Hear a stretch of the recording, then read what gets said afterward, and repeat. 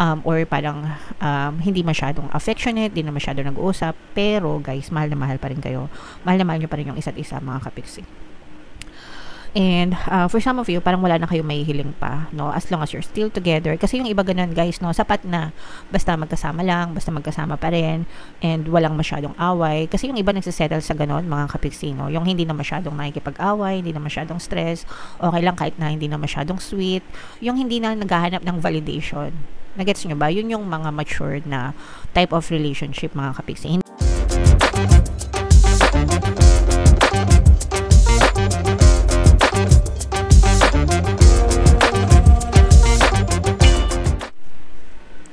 Hello guys, hello Cancer, welcome back to Pinay Pixie Tarot. Ang pamagatang episode natin for tonight is Silip sa Pag-ibig Kapalaran para ngayong February para sa Cancer, Sun, Moon, Rising Sign, and Venus. Kapag love reading, mga kapiksi, pwedeng ma-pick up yung energy nyo, pwedeng ma-pick up yung energy ng person nyo, pwedeng magkabaliktad yung roles, mga kapiksi. If in case hindi kayo naka-resonate dito, try nyong panoorin yung video dun sa zodiac sign ng person nyo, baka nandun yung energy nyo, mga kapiksi. So, ito yung mga love message para sa inyo, guys, or yung mga nagaganap sa relasyon nyo, mga kapiksi. Comment down below if naka-resonate kayo. And kung ano yung mag-resonate, take that message. For some of you guys, malakas pa rin yung chemistry nyo sa isa't isa. If meron kayong mga partner or specific right now, yung iba sa inyo, nandun pa rin yung attraction, no? Magnetic pull, no?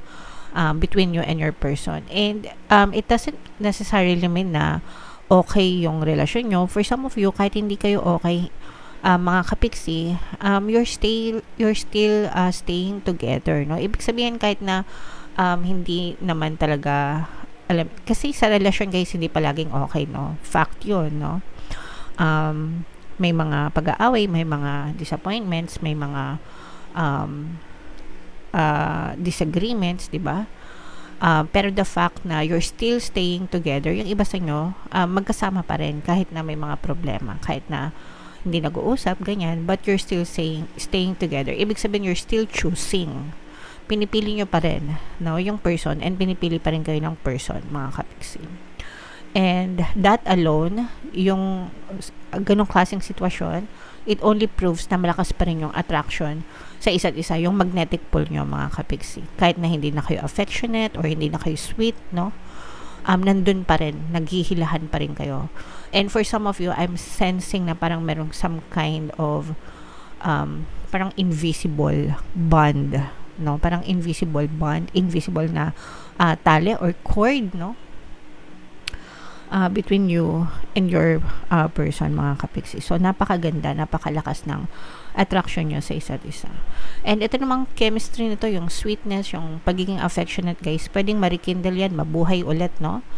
If you just spend more time together. And of course, syempre, kailangan yung trust, yung tiwala sa isa't isa, mga kapiksi. Ibig sabihin, kahit na hindi kayo nag-uusap or hindi masyadong affectionate sa relasyon, you still trust your person, and pinagtitiwalaan pa rin kayo ng person mo, and pwede naman marikindle yung relationship nyo kung lalabas kayo, you spend more time together, mag-disconnect from the world, and just focus on rebuilding, no? Mag-focus lang kayo sa pag-build ulit ng harmonious relationship, mga kapiksi. So, napakaganda, guys. Comment down below if naka-resonate kayo. Sana naka-resonate kayo. So, tingnan natin, guys, yung mensahe sa inyo ng person nyo, yung gusto niyang sabihin or naiisip niya. Ayan mo, guys, I tried to run from this connection, but my soul craves you. Ito yung sinasabi ko sa inyo na para kayong merong invisible na bond, no? Parang cord. Soul contract, pwede, no? Ibig sabihin talagang you're meant to be together. You're destined to be together, mga kapiksi. And yung person mo, no, parang once upon a time, he or she tried to run away from you. Ibig sabihin, parang gusto niyang kumawala sa'yo, gusto niyang kalimutan ka, gusto niyang lumayo sa'yo, gusto niyang makipaghiwalay, pero ikaw pa rin yung hinahanap-hanap ng kaluluwa niya, ng soul niya, yung puso niya, mga kapiksi. Nakikilala ka pa rin ng puso. ng person mo. Kahit na, let's say, for example, for some of you, pwedeng nagkaroon ng talaga ng separation or ng third party sa relationship, whatever, kung ano man yung naging reason, mga kapiksi, no? Ito nga yung sinasabi ko, you're still staying together, guys, no? You're still choosing. Pinipili pa rin kayo ng person nyo, pinipili nyo pa rin yung person nyo, kasi parang kayo talaga yung para sa isa't isa. So, grabe guys, kinikilig ako sa inyo. Sana maka-resonate kayo. Ako'y kinikilig. Grabe, kinikilig ako sa inyo, guys. So, tingnan natin, mga kapiksi, no, kung anong ganap sa love life nyo. Shuffle ko to, guys. Habang sinashuffle ko to, panoorin nyo muna yung video natin regarding sa ating paano mag-manifest ng abundance video course. Kapiksi, sawa ka na ba sa mga struggles at hirap sa buhay mo? Masipag ka ba at masikap sa buhay ngunit hindi ka pa rin umaasenso? Ilang beses ka na bang nag-attempt mag-negosyo at mag-invest pero palagi ka pa rin nalulugi? Sa pagkakataon na ito ay maaaring may subconscious beliefs ka na nagiging balakid sa iyong pag-unlad at pagyaman. Introducing, paano mag-manifest ng abundance video course. Dito ay matututunan mong ma-overcome ang mga balakid mo para tuluyan ka ng umunlad, umasenso, sumagana, maging matagumpay, successful at maswerte sa iyong kabuhayan, pera, trabaho, negosyo, salapi at kaperahan ng bonggang-bongga. Dali, mag-send na ng email sa pinoypixitaro@gmail.com at simulan na ang iyong pagyaman ngayon. Alright, so sa lahat ng gusto mag-avail ng course, guys, yung promo natin ngayong January, magbibigay tayo ng 10% discount until January 31, kaya mag-avail na kayo. And yung another course natin, guys, paano mawala ang third party at magkaroon ng harmonious na relationship para mawala yung sabit sa relasyon nyo. 10% discount din yan, and until January 31. And abangan yung bagong course natin, guys, paano pabalikin si ex-revise breakup, upcoming this February, guys. So, Cancer, kayo ay represent ng King of Cups. Ito yung ating love energy. Pasensya na kayo, guys, kung may naririnig kayong nagwe-welding sa labas kasi may nagko-construction sa amin. Meron ditong presence ng air sign, Aquarius, Gemini, Libra. So, for some of you, pwedeng may air element kayo sa inyong natal chart or you may be dealing with an air sign, mga kapiksi. So, eto, guys, talaga sabi ko nga sa inyo, ramdam na ramdam natin yung pagmamahal, no? For some of you, pwedeng may block kayo. May block kayo sa communication, mga kapiksi. It's either binlock mo yung person mo or binlock kayo ng person mo. Or, pwedeng hindi kayo nakablock pero hindi naman kayo nag-uusap masyado ng person mo. At saka parang yung parang meron pagitan. May wall, no? Or parang hindi masyadong affectionate, hindi na masyadong nag-uusap, pero guys, mahal na mahal pa rin kayo. Mahal na mahal nyo pa rin yung isa't isa, mga kapiksi. And for some of you, parang wala na kayo may hiling pa, no? As long as you're still together. Kasi yung iba ganun, guys, no? Sapat na. Basta magkasama lang, basta magkasama pa rin, and walang masyadong away. Kasi yung iba nagsisettle sa ganun, mga kapiksi, no? Yung hindi na masyadong nakikipag-away, hindi na masyadong stress, okay lang kahit na hindi na masyadong sweet. Yung hindi na naghahanap ng validation.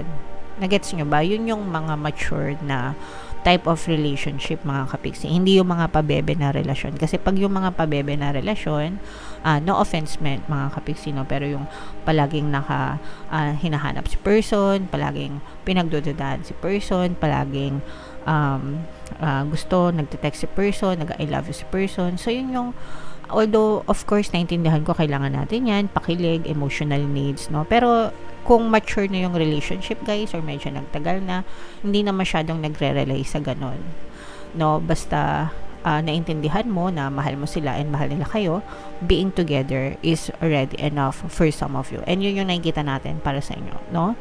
Parang sa inyo, kontento na kayo, no? You are fully happy and satisfied, fully contented, no? Dun sa kung ano yung meron kayo right now. And tinitreasure nyo yan, mga kapiksi, no? Tinitreasure nyo kung anong meron kayo ngayon sa relasyon nyo. Kaya nag-uusap kayo, kaya hindi, basta ang nakikita natin, you're still together and masayang masaya kayo doon, mga kapiksi. Parang feeling nyo, pinagpapasalamat nyo na magkasama pa rin kayo ng person nyo and nagtatagal pa rin yung relasyon nyo, mga kapiksi. And hindi na nakikita natin dito na hindi na masyado nag-aaway, hindi na masyado nag-uusap, pero hindi na rin masyadong nag-aaway, mga kapiksi. And sa isip nyo, kumbaga sa isip nyo, pinapasaya, kinikilig pa rin kayo, guys, no? Naintindihan nyo ba? Sana naintindihan nyo. Kasi natutuwa ako sa ganitong klaseng relationship na mature na. Pero guys, no, kahit na hindi kayo nag-uusap ng person mo, yung person mo, nag-aalala siya sa'yo. Palagi kanyang naaalala, palagi kanyang naiisip, lalo na kung hindi kayo nagkikita or magkasama. Let's say, for example, nasa trabaho siya, ganyan. Kahit hindi siya nagte-text sa'yo or hindi kayo masyadong nagko-communicate, palagi kang iniisip ng person mo. And itong person mo, kapag ka ito yung nag-iisa, no, pwedeng ini-stalk ka niya sa social media, makita ka lang niya, sapat na sa kanya, okay? Hindi niya kailangan mag-I love you, ganyan, kasi alam niya na alam mo na habang umuwi pa siya sa'yo, ikaw pa rin yung pinipili niya, ikaw pa rin yung mahal niya, mga kapiksi. So, parang hindi na kailangan i-explain sa salita, no, sa gawa, na mahal nyo pa rin yung isa't isa. Parang naintindihan nyo na. And ang sweet kaya nun. Para sa akin, mas sweet pa yun, mga kapiksi. Kesa dun sa palagi nag-I love you, tapos meron palang ginagawa sa likod, diba? So, parang, para sa akin, kinikilig ako sa ganitong klaseng type of relationship nyo, mga kapiksi. Okay? And, nakikita natin dito yung, parang for better or worse, guys, no? Handang magtiis, walang iwanan, magkasama pa rin sa hirap at sa ginhawa, mga kapiksi. And this is a work in progress. Yung iba sa inyo, guys, pwedeng LDR, no? Pwedeng LDR yung relationship nyo, guys. And for some of you, pwedeng earth sign din yung person yung Capricorn, Taurus, Virgo. Pero itong love life na to, guys, this is a work in progress. Parang second chance nga ito, no? Parang feeling ko, second chance nyo na to sa relasyon, wina-workout nyo, mga kapiksi, para tumagal yung inyong relationship, guys. And, yeah, so sana lalong tumibay pa yung relasyon nyo, mga kapiksi. Again, no, pagdating sa love, especially pag nagmamature na kayo, para sa akin lang, no, bahala kayo sa kung ano yung opinion nyo. Pero, hindi natin kailangan, guys, ng masyadong ma-I love you, ma-text, or what. As long as you know in your heart na sila yung mahal mo and they're still coming home to you. That's love. Because they're still choosing you, no? Pinipili pa rin nila kayo. So, mahal pa rin nila kayo, mga kapiksi. Alright? So, sana alagaan nyo, guys. Pwede kayong comment down below if naka-resonate kayo, guys. Grabe, kinikilig ako sa inyo. Sana kiligin din kayo, Cancer.